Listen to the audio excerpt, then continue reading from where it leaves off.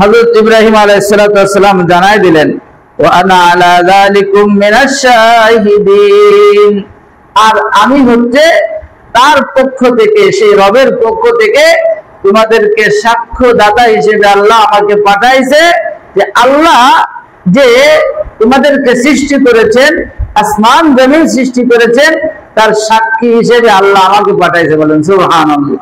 তার সাক্ষী হিসেবে আল্লাহ আমাকে পাঠাইছেন।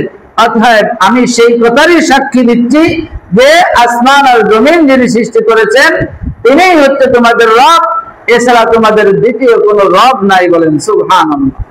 তখন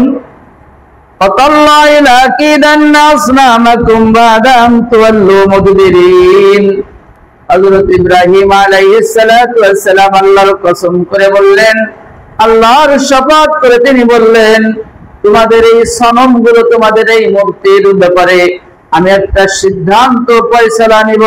যখন তোমরা এই মূর্তিগুলোকে ছেড়ে তোমরা অন্যদিকে মনোনিবেশ করবে, অন্যদিকে যাইবে, তখন আমি এর ব্যাপারে একটা ফয়সালা করে ফেলবো।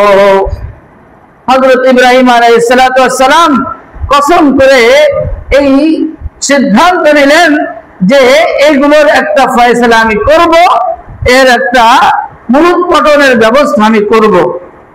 যখন তারা তাদের এই সমস্ত মূর্তির পূজা থেকে যখন তারা নীরবে চলে গেল, যখন তারা মূর্তি পূজা থেকে তারা যখন এই মূর্তি পূজা ছেড়ে চলে গেল, হযরত ইব্রাহিম আলাইহিস সালাতু ওয়াস সালাম এই সুযোগে সব মূর্তিগুলোকে চূর্ণ বিচূর্ণ করে ফেললেন।